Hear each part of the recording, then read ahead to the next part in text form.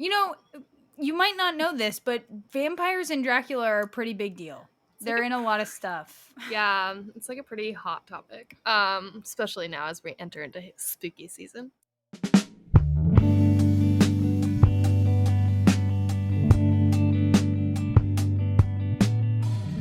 Welcome to Red Wine Reads, a community of book lovers talking about our favorite and not so favorite books while pouring a glass or two of wine. I'm your host, Jenna Weston, and with me today is Ella Kopaikin. Now, before we start, I should warn you that we do spoil the endings of the books we review, so if you don't like that, then please go finish the book and come right back to this episode. Now, here's what you can expect from each and every one of our episodes. We start with a super short 60-second summary and then some quick facts to get you oriented with the book that we will be reviewing for that episode. Then we will answer the question, would you recommend this book? It's a simple yes or no with some supporting facts, and we will spend the majority of the episode arguing why or why not we would recommend this book.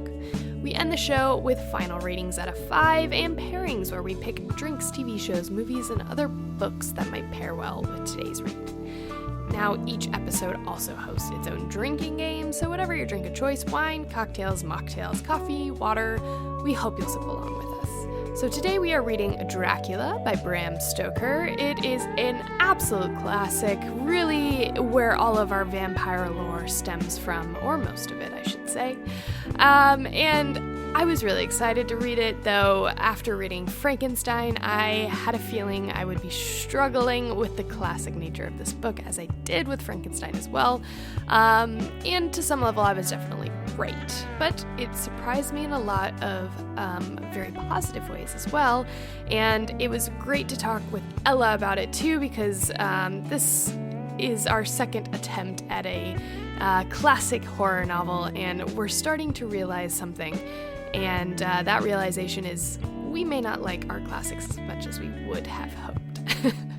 So join us on this lovely discussion of vampires and sucking blood and all of the things that go with that. So without further ado, let's pull some corks and get reading. This week we read Dracula by Bram Stoker.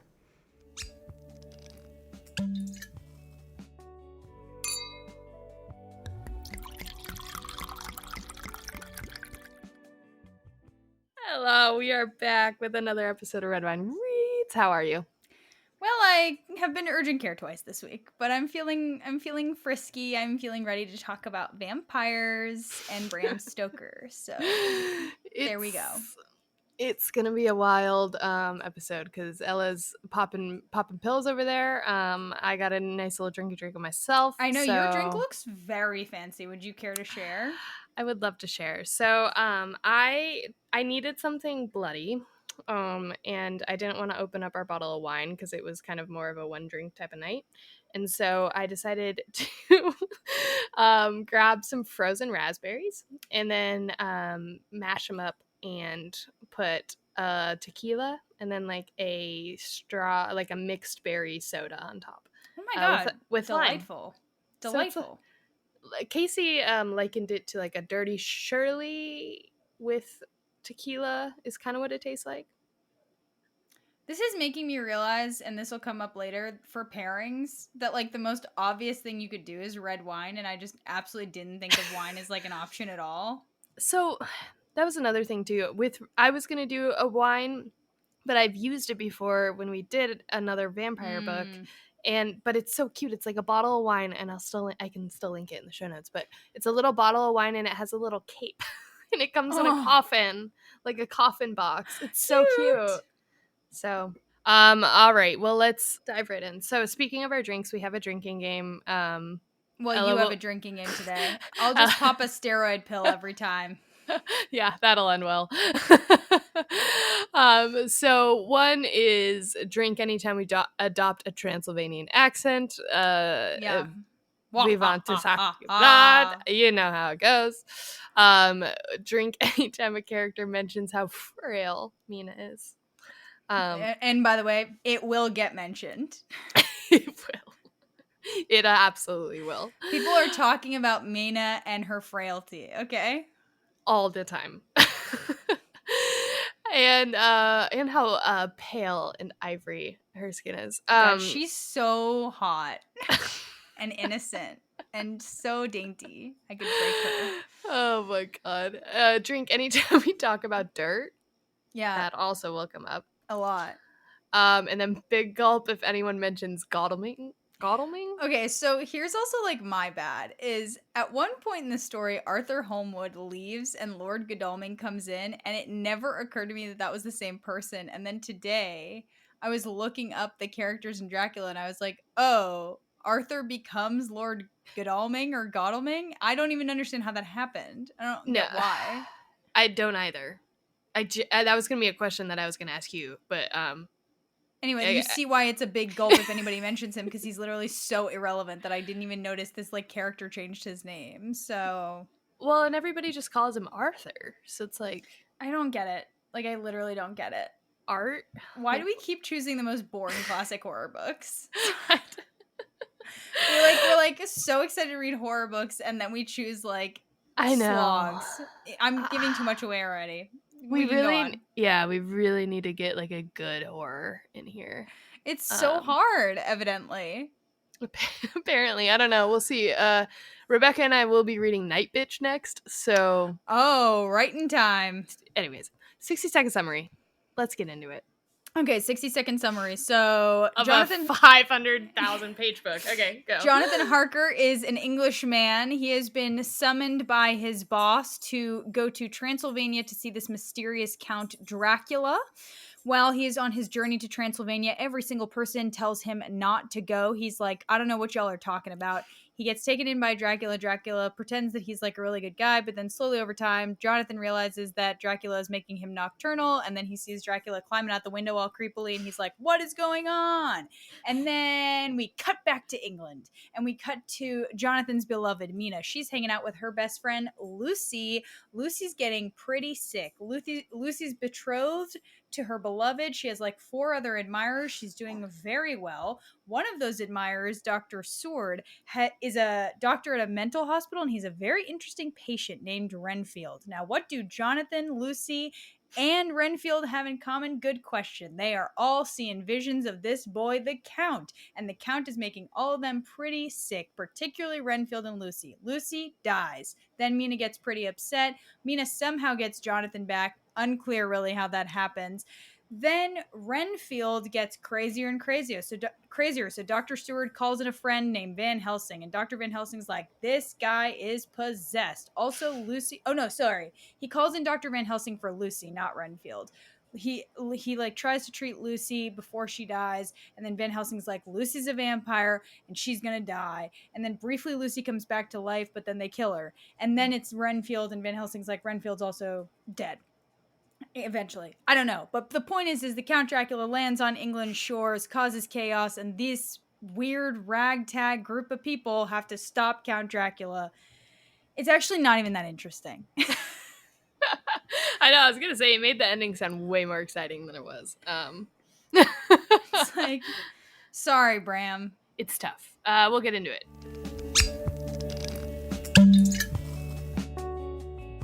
All right, so this book was published in 1897. It has a 4 out of 5 on Goodreads, a 3.8 out of 5 on the Storygraph. You may know Dracula as one of the most famous pieces of English literature. It is like the quintessential vampire story. Count Dracula is the quintessential vampire that most people are basing these vampire stories off of. Van Helsing is that iconic vampire slayer, the hunter, that more stories will be also added on. Including, what is the one, like the Abraham Lincoln vampire slayer? Oh, right. Yeah. No, there's been, you might not know this, but vampires and Dracula are a pretty big deal. They're in a lot of stuff. Yeah, it's like a pretty hot topic, especially now as we enter into spooky season. So Stoker visited the English town of Whitby in 1890, and this is said to be the inspo for Dracula and his castle and all of the things.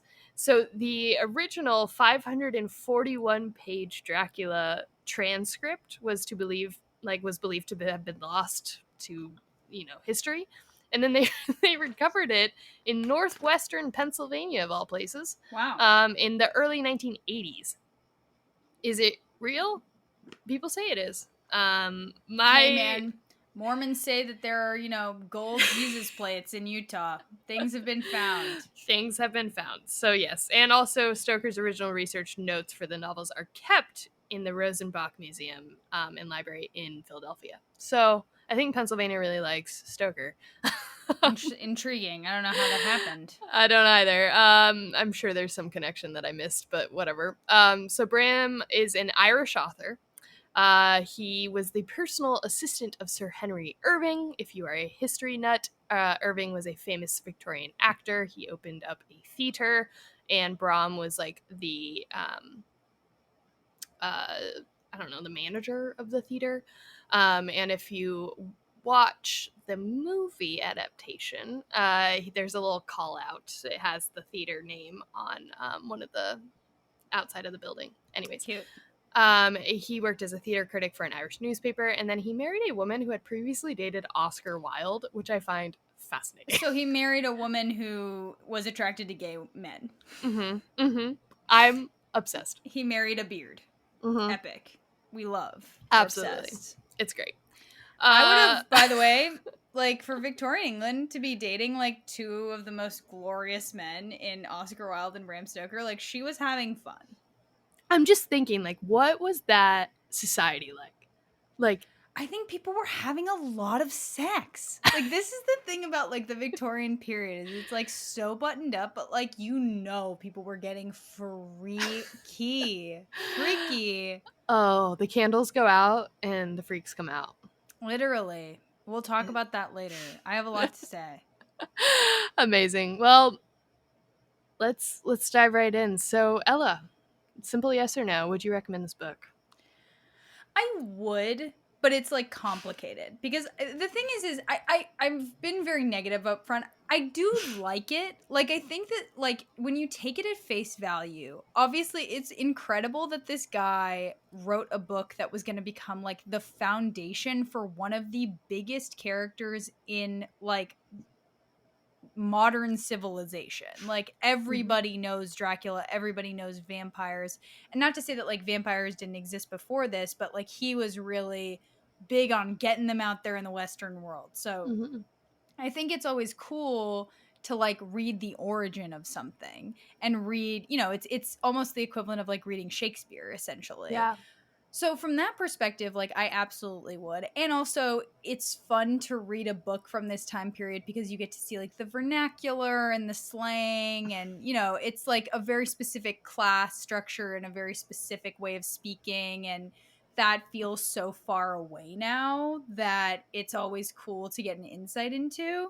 Mm-hmm. And also, as I just said, there's like a lot of undercurrents here. Like, people are weird. And I think that, like, I don't know, in the little bit of research that I was doing for it, it's like Dracula has so much like sex and racism and disease and all of this stuff tied up in it. It's like, I don't know, it's just so funny to me that people's outlets in Victorian England were like, I don't know, I'm really dealing with the pressures of today, so I'm going to write a 500-page manuscript about a freaky monster. Like, I don't know. It's so, I think yes. Do I think that it's like the most overall compelling book? I think parts of it are very hard to get through, and we can talk about why in a bit.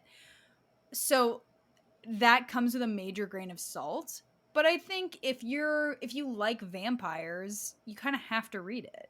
Mm-hmm. What about you?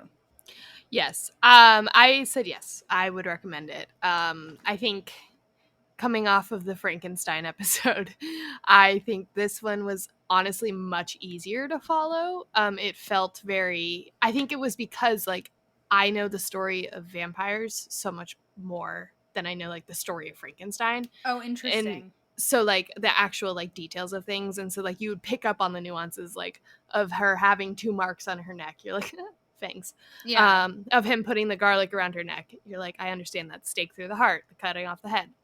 Whereas I think like Frankenstein, it's like you know the monster, but you don't really know the like nuances of the monster and Frankenstein's relationship, because everybody even thinks Frankenstein is the monster, which is like not even a thing. So like it felt more like I was following the story a little bit easier. Yes, it gets very, very long, but it's it's a classic. And I mean, it was honestly really fun to like see where the actual like monster stemmed from.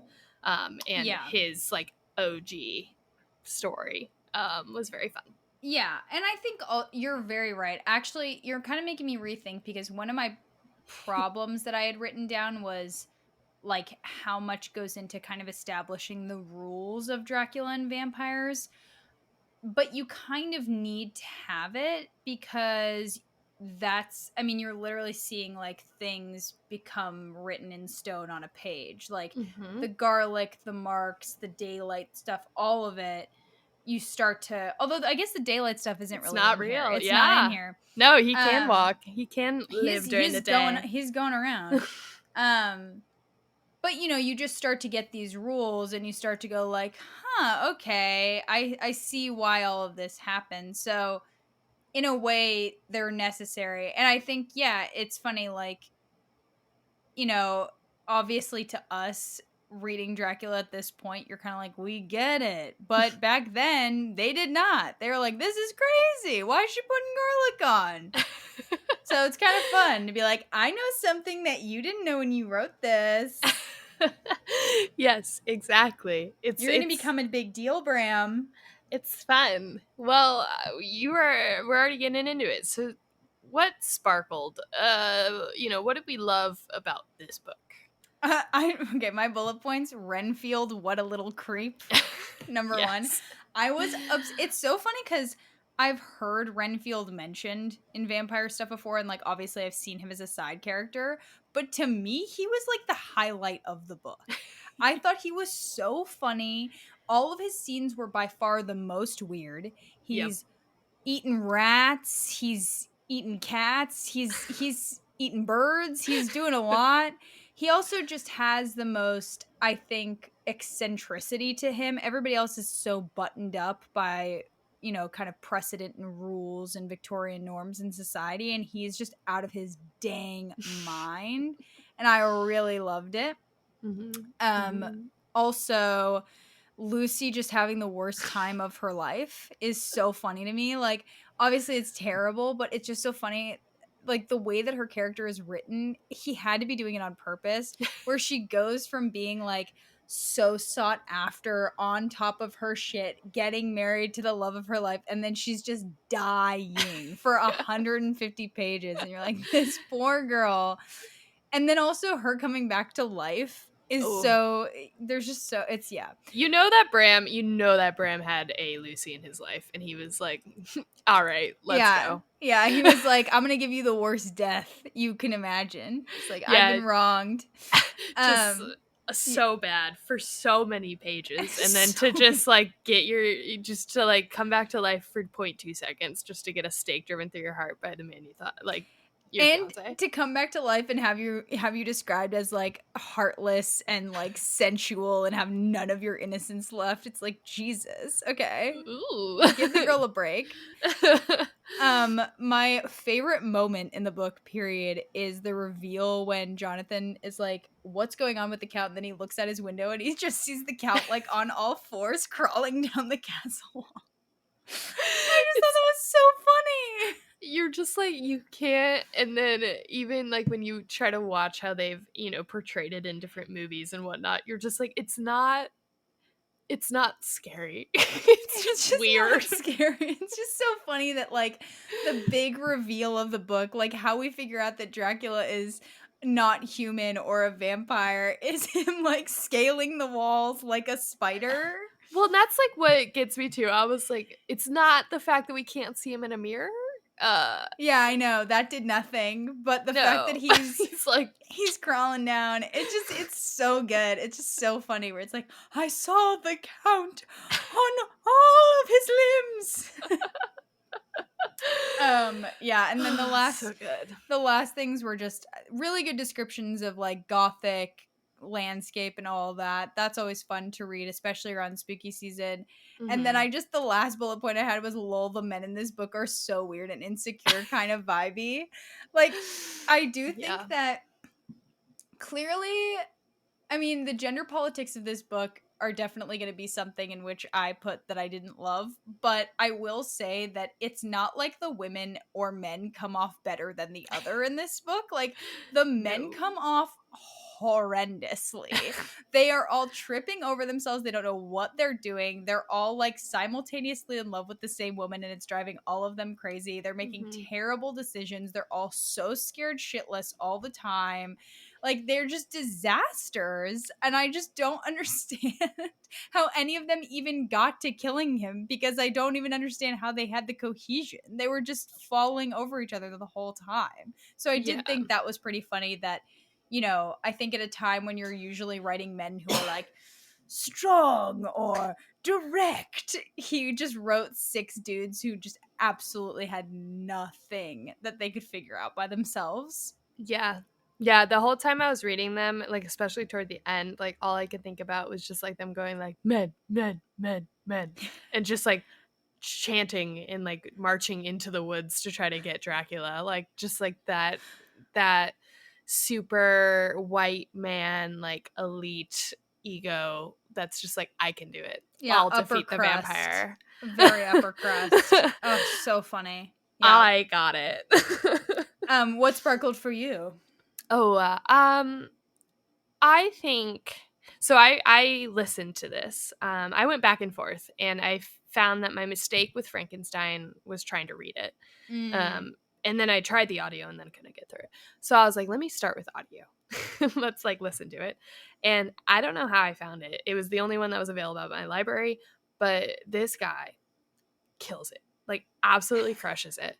Like total Transylvanian, accent. Like I want to suck your blood. Like Count Dracula, getting it.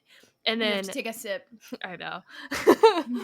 And then you have like Van Helsing's character was so funny. Like his accent was so good. I'm It sorry. was like The first thing that sparkled for you in this book has nothing to do with the actual book and everything to do with the man doing the audio. he killed it. I will like I don't even know his name. I want him to do everything. Renfield, his accent was hilarious. It was this creepy little like ratty voice. It was great. Iconic. Oh, it was so good. It was just so good. So anyways, it made the listening experience very fun. so Okay, everybody. So go listen. I think it was like Duke Classics. Like like super off the cuff. And then I again like I loved like the little hints of like the vampire story. It's just like because yeah, you like you said, you have this feeling of like I know something you don't know. Like I know why she has the little dots in her neck. Like I know why she's getting so sick, and like Yeah. she is gonna come back. And I was like loving that I was able to follow the story because I knew all the little nuances of the story. And it's funny because I often find that I can't remember what that sensation is called when the reader knows more than the characters, but it's called something Yeah. specific. But I find that kind of an annoying trope because I kind of like finding out in real time. But I think first of all, he wasn't to know that we would know more because he didn't know how famous this would become. But second of all, even how he writes it is so cheeky and kind of like is being purposely hyperbolic and is being kind of camp that I didn't I found it endearing more than annoying. Yeah. It was yeah, I don't know. It was just like yeah, everything was very dramatic and I loved it. Like I loved you walk in to the house and the doors open on their own and Dracula's just standing there and he's like, "You may enter if you want." Like, no big deal. It's like, okay. And I love that. And then I really did I love the beginning. Like I love the Jonathan Harker stuff. Like I think that was my favorite part of the book. Like because you're getting introduced to Dracula as a character. You have like these wild women just like coming out They're of the woodwork. freaky. Yeah. So freaky. But I kind of love it. But then Dracula's like, no, I want him. Like, he's get mine. off. Yeah. Yeah, no, I agree. I think honestly that is kind of what I wish most of the book had been. Like I think that the most compelling dynamic is between Jonathan and Dracula, and having all the other aspects of it almost felt so overcomplicated. And it's like had it just been the story of these two men, I wonder, I don't know. First of all, it wouldn't have been as long, but I agree. I think that that's like where the book shined the most. Yeah, and I think I don't know, like Jonathan and Mina come, like, he escapes, goes to the nunnery or whatever, and they help him out, and then they get him back with Mina, and then, like, at that point when they get married, I looked at the audiobook and I was like, we're only 3 hours into an 18-hour book. Like, what the Yeah. hell is gonna happen? Like, jeez, I this know, is it's so crazy. long. It's crazy. Oh my god. Well, I guess we kind of hit all the things that we liked. It was very campy, very fun, but very dramatic. What fell flat for you? Oh my god. We're still talking about it, but okay. Mainly this book was so long because 10 different people were saying the same thing at all times.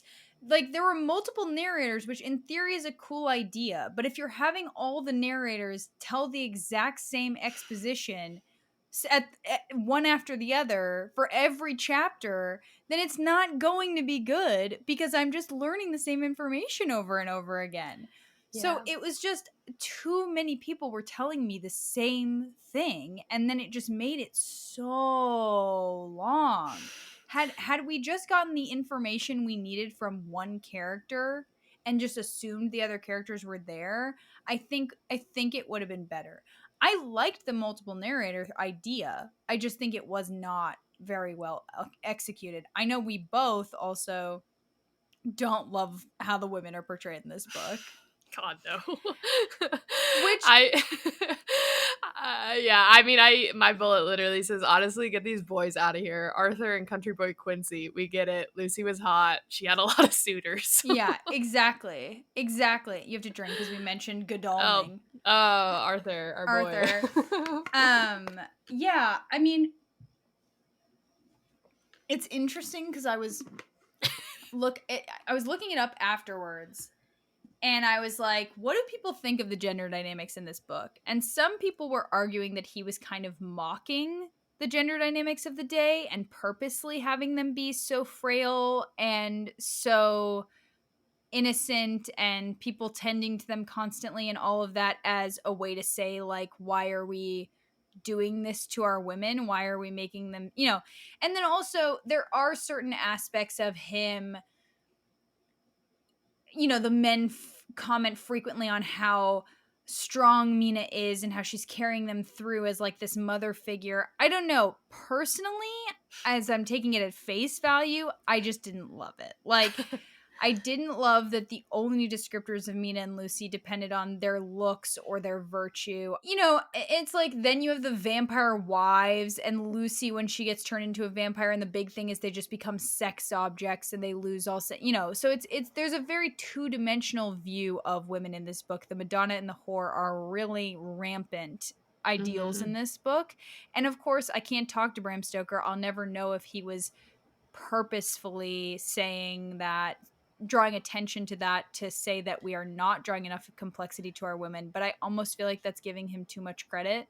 Yeah, I think the era he's coming from, I don't know. I don't think they're like that. They're getting into that with the literature of the time. No, I don't. Frankly, I just think it was like, I'm going to write this really hot virtuous chick and I'm going to write her friend who's also going to be a really hot virtuous chick, and they're both going to fall in love and they have to go up against this figure who clearly represents like sex and demons and all this stuff that's threatening to take away their virginity. And they have to stand guard against it. And some of us are stronger than others. And I was just not into that. Yeah. Well, and I've been hinting at Ella all day about what I was going to reveal. But today I saw her put the Francis Ford Coppola movie in there, and so I was like, oh, I don't think I've ever watched that. Oh, so you watched it today? I watched it today. Definitely not a movie I should have watched in the broad daylight with all my windows open, but it was fascinating because even I think he, like, Francis Ford Coppola took these women characters and over-sexualized them. I mean, taking from the material he was given, but definitely over-sexualized them. Like, there's a point where they're, like, chasing each other through the maze, and then there's just, like, a 2-second clip of them just making out, and then it was just like, what?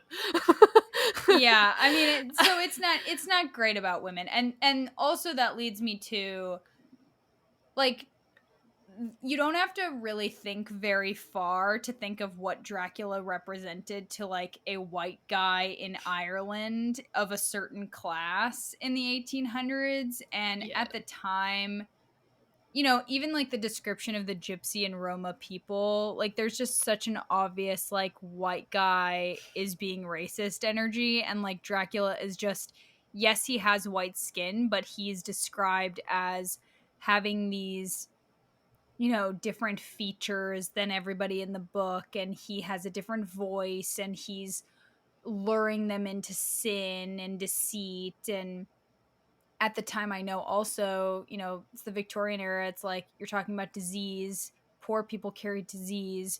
Poor people are mostly, you know, not Christian white people, Christian British white people. So it kind of all just, like, melds into this one character.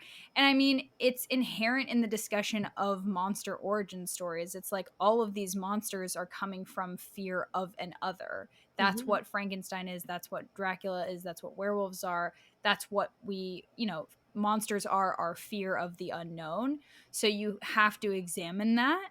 But it doesn't make it, like, any better that that's what it's coming from. You know, it sucks that, like, we had to come up with these stories as a way for people to process their, like, racism and sexism and all the bad shit that they were thinking. So yeah, it's just, you know, it's complex. It's like, on the one hand, it's great to have this monster origin story, and it's amazing, like, the directions that we've taken Dracula in the over 100 years since this book came out. But also, you know, it's coming from a place of hate ultimately, probably. Yeah, and I mean, I think we'll kind of get into our pairings with that, but, like, there are shows and movies now that are kind of taking back that narrative, and, like, being able to kind of tell it from a different POV, which I love. But I do think, like, even with Frankenstein, there's a scene where the monster goes and finds this family in, like, the countryside, the French countryside, and there's a person that he meets that is blind, and so he can't see, like, the horrific image that is the monster. And they become friends, and he's learning about humans, and he's learning about, like, life. And then this person's family comes back, and they can see, and they were like, "What the fuck? Get out!" Like, and then absolutely ostracize him. So it's like that same story of, like, the other, like, trying to make their way in society, but then not being able to do so because of their differences, which it's like, but we never resolve them. They just, like, are the mom, you know, like, you're like, oh, you were like, that's great. What are we gonna do with it? We're gonna kill him. We're gonna make this a absolute, like, shit show. We're gonna have a bunch of men who don't know what they're doing chase this guy, chase this vampire, and end up killing him somehow. Like, exactly. It's never getting resolved. On a lighter note, what I will say is, my one other main criticism was, how did Jonathan get back from Transylvania to England? Like, literally, yes? I think I might have an answer. Okay, great. Because in my mind, I read Jonathan's last diary entry where he's like, "Goodbye, world, goodbye, Mina." And then, like, 30 pages later, Mina's bringing him back to England from Transylvania. I'm like, what happened? I did not catch it. So tell me. So I think what I caught, but now thinking back, I may have been thinking about Renfield's escape. You're definitely thinking about Renfield's escape. There's no escape. He doesn't even talk about his escape. Well, then never mind. I don't know. It's just like Mina being like, "Oh, I'm going to get him." I just figured he, like, ran away into the town, and then the town helped him. And no description. But then I thought he got put into the asylum. But then about, like, I don't know, 100 pages after that, I was like, wait, he's not the asylum dude. No. So, but then isn't there like a part where like somebody's writing to Mina, one of the 15,000 POVs, where they're like, he escaped, he came to us, and then he's not going to be the same. Like he's going to have a lot of like Oh. night terrors or something. Not night Oh, terrors, okay. but like, Well, that would make sense. I don't know. Maybe I just missed that 2-sentence blurb in this 600-page book. I mean, it doesn't explain much. Because I was just It like, just he literally is on death's door. Like, Dracula's in his face. Dracula discovers him in his room, like, with his wives. Mhm. And then somehow he gets away. And you're just like, literally, what are you talking about? Yeah. Okay. And then he comes back and he has like gray hair, and you're like, okay. Weird. Yeah, I don't know. I don't know. I'm very much of the Keanu Reeves mindset when it comes to Bram Stoker's Dracula. We'll talk about the Francis Ford Coppola adaptation in a bit, but like Keanu Reeves kind of plays that role like a dumbass, and that's kind of how I see Jonathan. He's just kind of like, I don't know, I ended up here. I don't know how I did. Yeah. No, honestly, it was tough because I had too much respect for him at the beginning of the book, and I was like, this is gonna be great. Like we have this like great character we get to follow, and then I was like, what the The fuck? Yeah, 4 characters later, and I'm, rooting on the Texan. I will say, going back to the women of it, I don't think it would pass the Bechdel test because literally every single freaking letter is like, no. I have like 4 boys. I don't know where Jonathan is. And like, I'm also like, these girls do not have a good relationship because like Lucy's out here being like, I am having the best summer of my life right now. And then Mina's like, I don't know where my future husband is. Yeah, it would not pass the Bechdel test, but I mean, what are you gonna do? What are you gonna do? It's fine. One thing I did want to discuss is the letters of it all. So we have like the POV.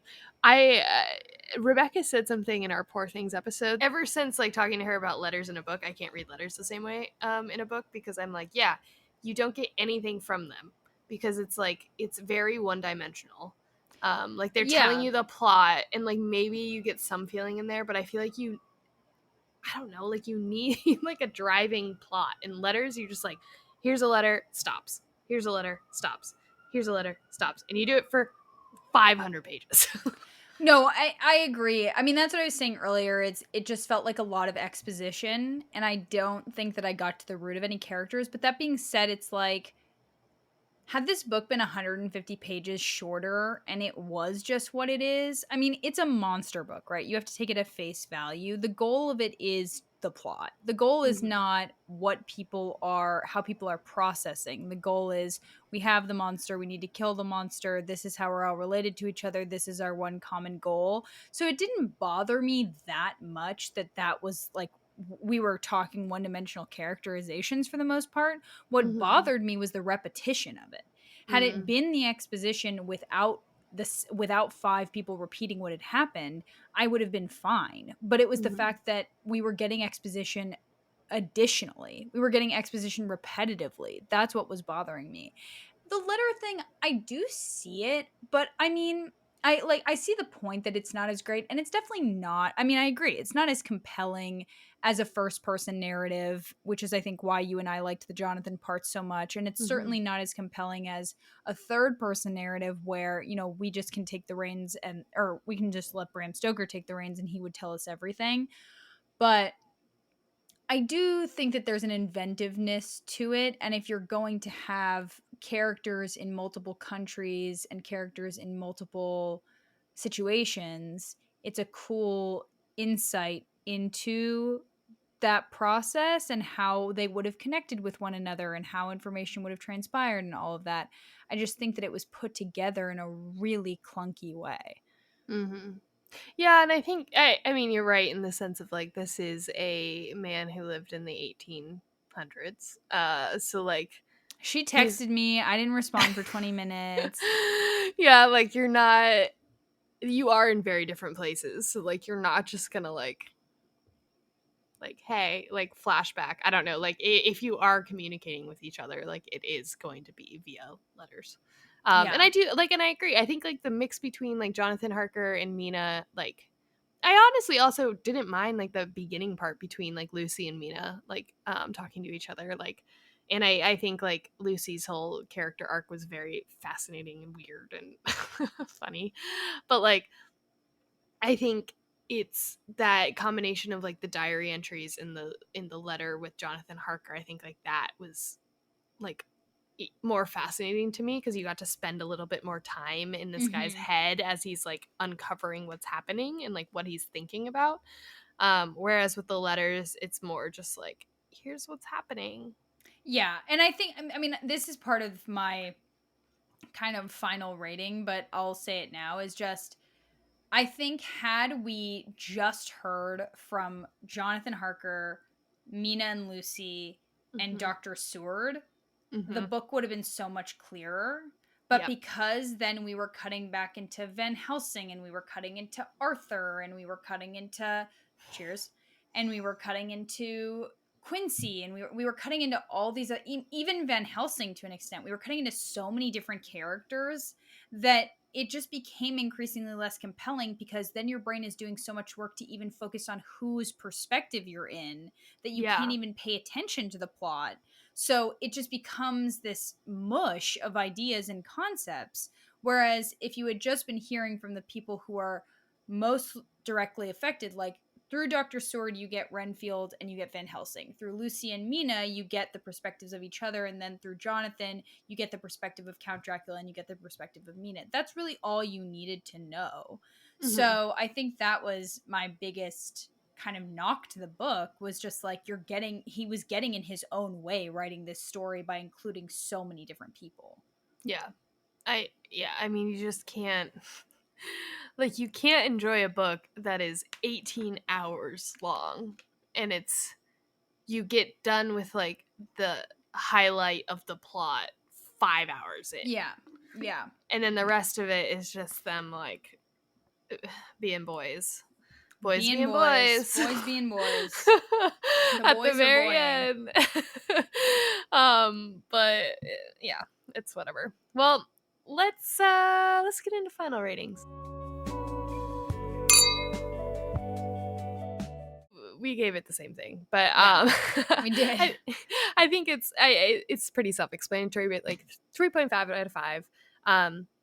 It's a classic for a reason. It's it was funny because like before you chose this book, I had talked with my friend that I was reading Frankenstein, and she's like, oh, I had actually just read Dracula, and it was kind of funny because it's like, you know the story and you know what all the little like things in it are, and that's kind of fun. But it's definitely a classic. Oh yeah. And I would say yes. Like, so after reading Frankenstein Poor Things, I feel like this book is like a combination of the two, in the things that I didn't like and the things that I liked. And so it's like the monster of it all, the characters of it all, is very cool. I think there are too many there are too many letters, there are too many characters. I am personally just like not a classics fan, and I keep trying, Yeah. and I say it every freaking episode, but I just like the language is really hard for me Yeah. to like get involved in a story, but I do think this one was a lot easier for me to like listen to, I should say, because of the narrator. Shout out. So good.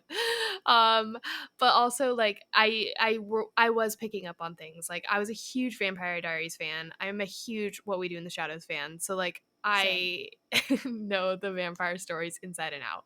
And so like I feel like I knew it a lot better and was like tracking a lot better with all of this stuff. But it was just so long. It was so long. It was And so there long. are so many freaking characters. It was so long. And I did love Quincy the Texan. Like, he was my fave. But it's honestly, like, it almost pulls me out of the story every time he speaks. Because I'm like, what are you doing here? No, exactly. Literally, what was his purpose? It's crazy. It's crazy. Nothing. It's crazy. Yeah, I mean, I think I gave it that for pretty much the same reasons. I think ironically, despite loving Shakespeare and nonfiction and a lot of very sloggy things often, I also struggle with classics. Like, there's a reason why I have not read Pride and Prejudice. It's because every time I go to start it, I just go, Jesus. It's hard to read classic books. They're a very specific kind of journey to go on, and they're also really hard to invest in the same way because you have to get used to an entirely new way of speaking, and you have to readjust to kind of like historical norms, and there's just like a lot that comes with them.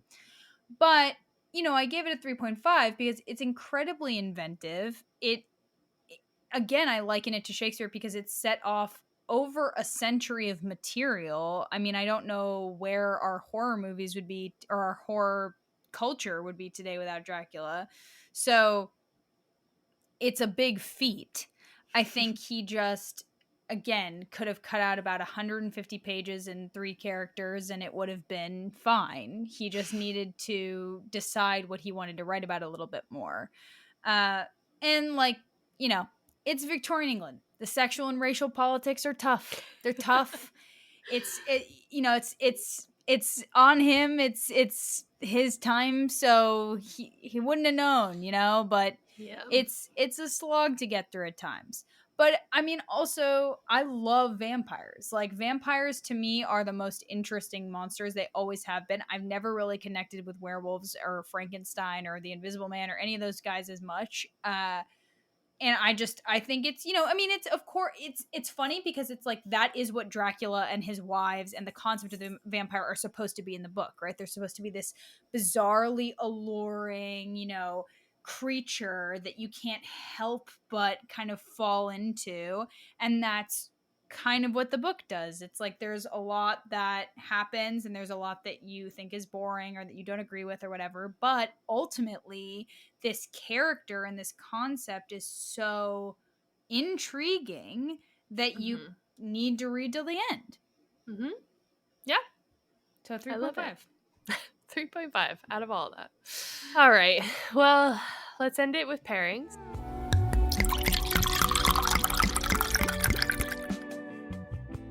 So we like to end our show with pairings, where Ella and I will pick a drink, TV show, book, and movie that might pair well with today's read. There is, we've mentioned it many, many, many, many times, but there is a lot of material to choose from for this book. It's hard. It's funny because I feel like usually we're struggling for like a good pairing, but really you can't have too many recommendations with vampire stuff. So yeah, and it was hard to like just choose one. I'm about to blow your mind, by the way, with one of your pairings. God. Okay. Well, let's get into drink. Okay. What is a vampire's kiss? That's your drink. Yeah, it was just a cocktail I found. I thought it was cute. It was just a very red. It's like, I think it's like raspberry liqueur, raspberry vodka, and something else to make it like super red. Oh yeah. But it's like a martini. And I thought it tasted like, I thought it would taste really good. But I wasn't able to make it, so I made my like version of it. Right. That's fair. But yeah, and that other little wine that comes in a coffin, that's super cute. Yeah, that's adorable. My drink is absinthe or chartreuse because I don't like actually, this just reminds me of one night I was living in upstate New York and my mom and I went out to dinner and we saw chartreuse and this artichoke liqueur that I don't remember the name of that is often at a bar, and we were both like, we've never tried either of those, and then we downed a shot of each and it absolutely knocked us both on our asses. There's just nothing like a weird liqueur sometimes. You do one shot of absinthe and you're like seeing stars. It's my one absinthe story is I did a shot of absinthe and 5 other bizarre alcohols on my first night of college. So, sometimes you have experiences that you probably shouldn't have.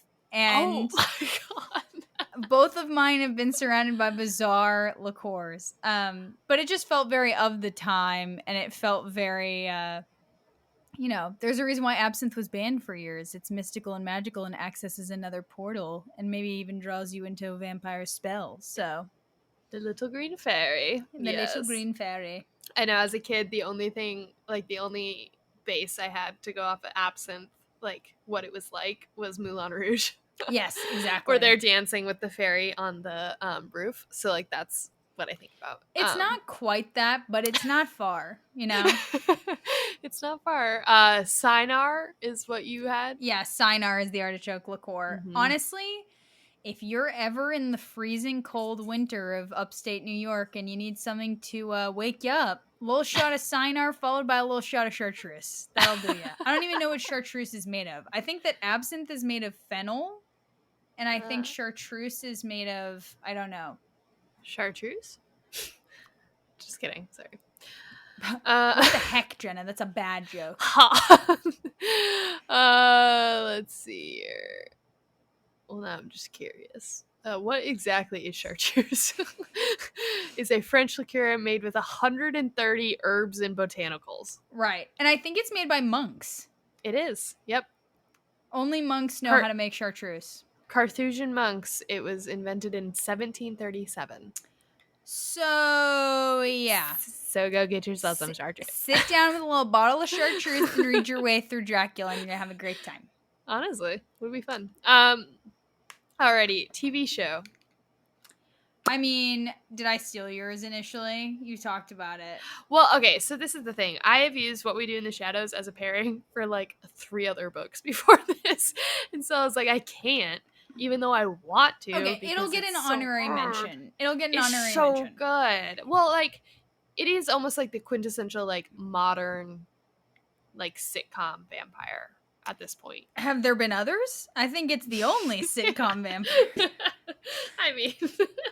Yeah, I mean, it's genuinely such a good show. And talking about, like, turning things on their head, like, having Guillermo have this sort of, like, Latinx bent to Van Helsing, and, having all the characters be, like, very openly queer and weird, and, like, there's a lot of, I think, like, the acceptance that is lacking in this book in terms of, like, race and sexuality and gender is all put into What We Do in the Shadows in a great way, and makes vampires seem much more inclusive and like they're having an absolute party.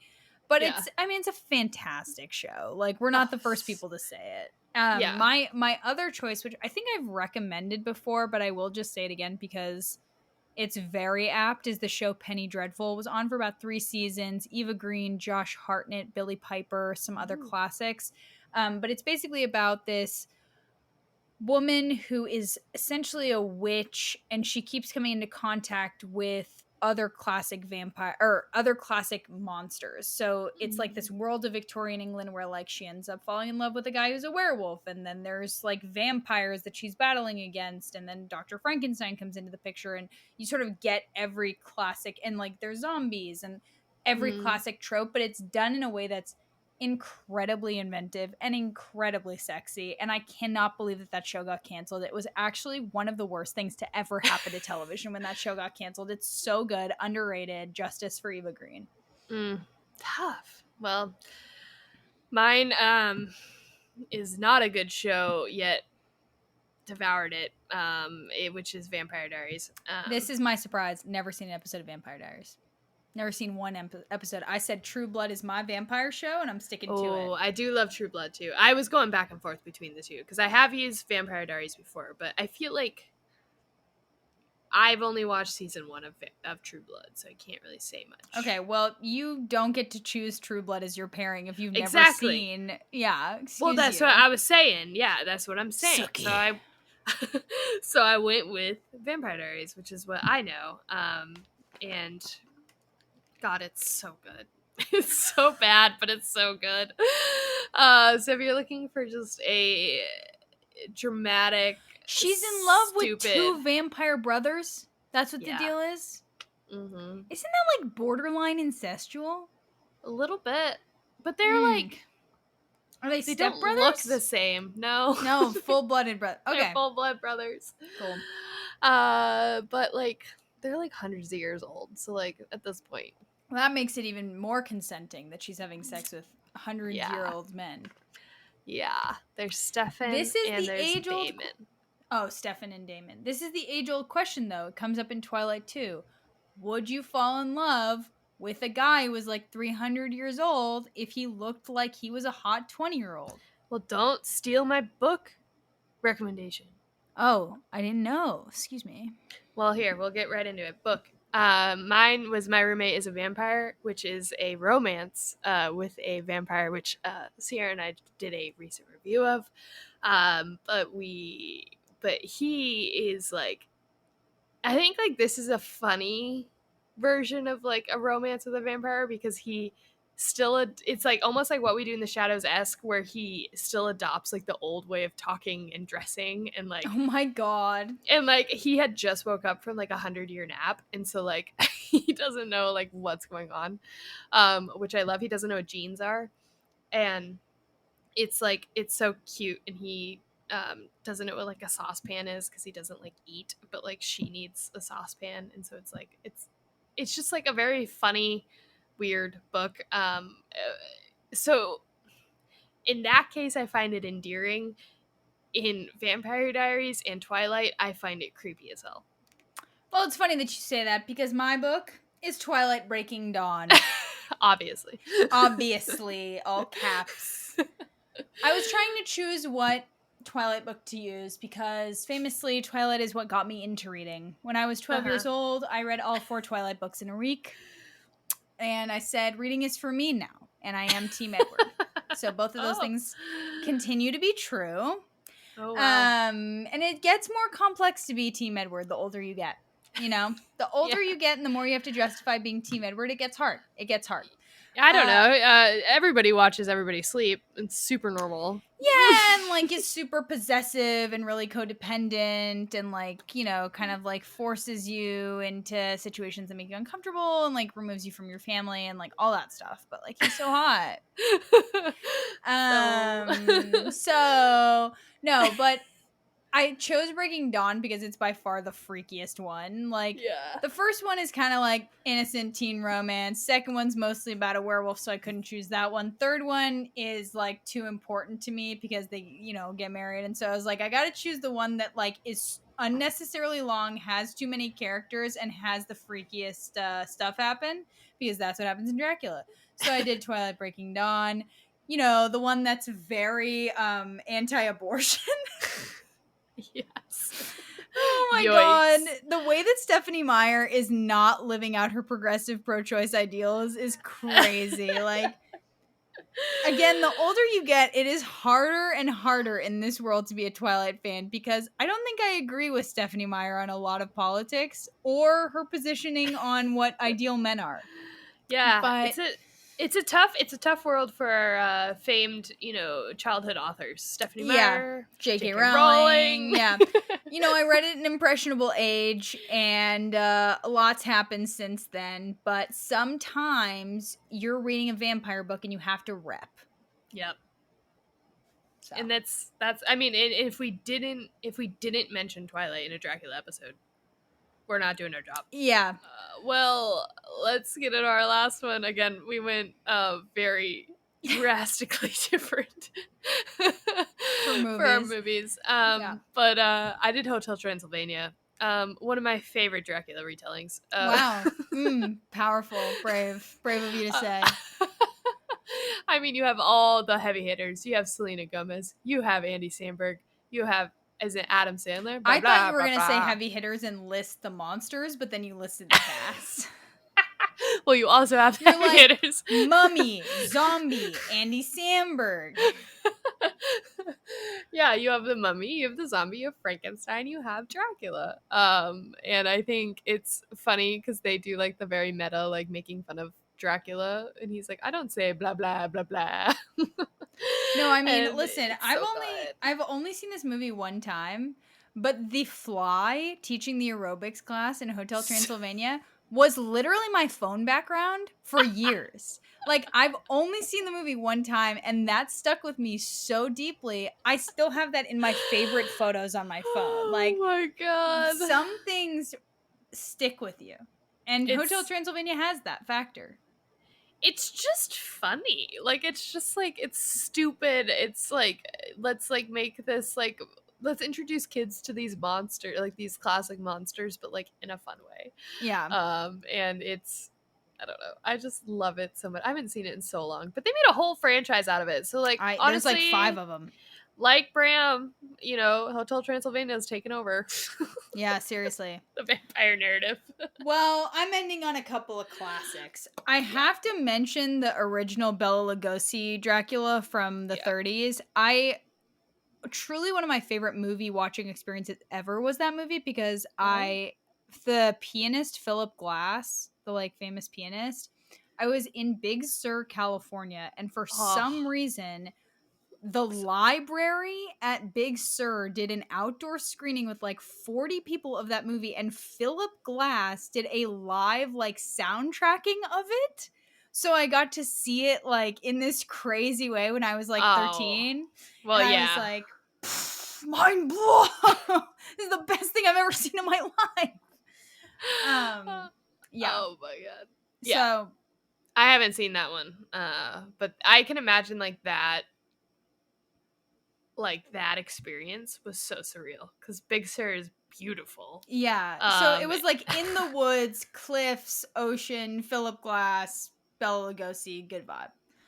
And then the other one, which you just watched today, is Bram Stoker's Dracula, the 90s one, directed by Francis Ford Coppola, featuring Winona Ryder as Mina and Keanu Reeves as Jonathan Harker. The two most famous British actors in the world, doing amazing English accents the whole way through. And then, of course, Gary Oldman in a Dracula costume that is not a Dracula costume you've ever seen before. Oh, I'm sure you're thinking, black hair, black cape, dark eyes, dark eyebrows. Let me introduce you to a sort of white bun, a white top bun, a red silk robe. It's like Leia buns. Aged gray skin, scaly skin, and a sort of indefinable accent that transcends beyond Transylvania. It's such a weird movie. And a red, really long kimono. Yeah. Is what it is. It's like really giving an image I've never seen before or since. And then you have Anthony Hopkins just bouncing between kind of a German accent, but then he goes into like full like elite English accent, and then you're like, what? The accents in this movie are not the highlight. They're not the highlight. There are certain aspects of this movie that are great. That's not one of them. Oh, I was just sorry. I was just looking at the cast, and Monica Bellucci. Bellucci. Doesn't she play the wife? Yeah. Is it the same Bellucci? Yeah, of Beetlejuice fame. Yeah. Yeah.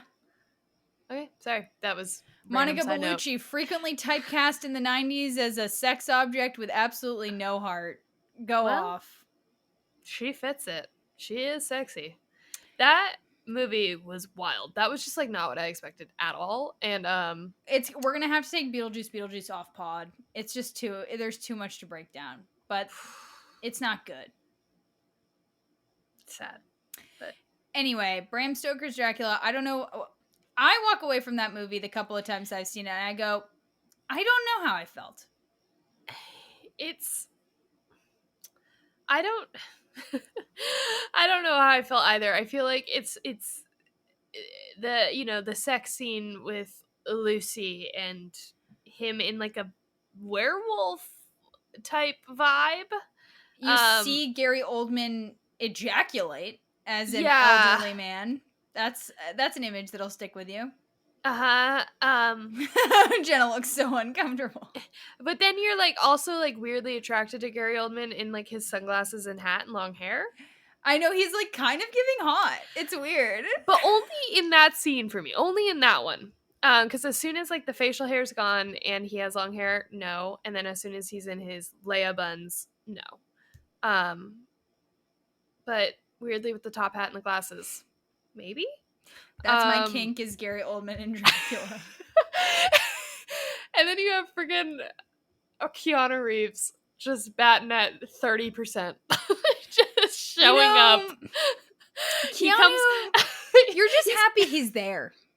He's coming fresh off of Bill and Ted's Most Excellent Adventure. He's just like, I'm here. What do you need? Okay. Anyways, so what is our next read, Ella? Intermezzo by Her Highness Sally Rooney. Sally She's back, Rooney! baby. She's back, baby. Yeah, I didn't read Beautiful World, Where Are You? I didn't either. I didn't hear great things, but I actually like Conversations with Friends the most, and I also really like Normal People. And if there's one thing you can rely on Sally Rooney for, it's communist Irish people having sex. So Yeah. I think we're gonna see a lot of that in our near future. Oh, I can't wait. Yeah. I think one of my biggest polarizing opinion is like I freaking love, like I ride hard for Normal People. Like it's one of my top books. The book, not the show. Oh, the book. Well, and the show. I honestly love the show. What do you mean honestly? It's an amazing show. Yeah, well, people are like, I don't know. I don't think people get the allure of Normal People, and I... No. People are like in this era of hating Sally Rooney right now, and I get it. It's not like it's always amazing, but like those books are fundamentally very well written. Like as romance books, they're amazingly written. They're super intriguing. The characters are great. Like I'm never going to walk away from a Sally Rooney book being like, "Ugh, that was boring." Yeah. No, but people think it's boring because it's like real. I don't know. It's just so real. You're like, I have felt that exact same way. And it's hitting so many notes. And like, oh God, it's just so good. We'll get into this. And I've said it before, but I'll say it again. My feeling is I like Conversations with Friends, the book, more. Did not like the TV show. I like Normal People, the TV show, more than I like the book. That's where I stand. Well, so we'll it see has like what two happens. of the sexiest people ever. Just big ups to Paul Mescal's butt. Yeah. I will just like rewatch many of the scenes just to have a good time. I love that show because you're a human. Because you're a human being. You feel their connection. Anyways, can't wait for it. Honestly, no, I'm really excited. I think we've been doing some sloggy books, and I think this one is gonna go breezily, and then we'll get right back into the scariness. But we can take a brief break. Yes, no, we'll take a intermezzo. We'll take an intermezzo. Can't wait. Well, there you go, Dracula, Bram Stoker. See you next week, people. See you next week. Well, that's the show. Thanks so much for listening. If you liked it, please go give it 5 stars on Apple Podcasts, Spotify, or wherever you're listening to this episode right now. Leave us a review to tell us what you loved and what books you want us to review next. If you want more book-related content, you can find us on Instagram and TikTok at RW Reads Podcast. That's at RWREADSPODCAST at RW Reads Podcast on Instagram and TikTok. Until next week, keep your books open and your drink glasses full. Thanks all. Red Wine Reads is a Just Better Media production. Each episode is produced by Jenna Weston and edited by Rayan Ashtar.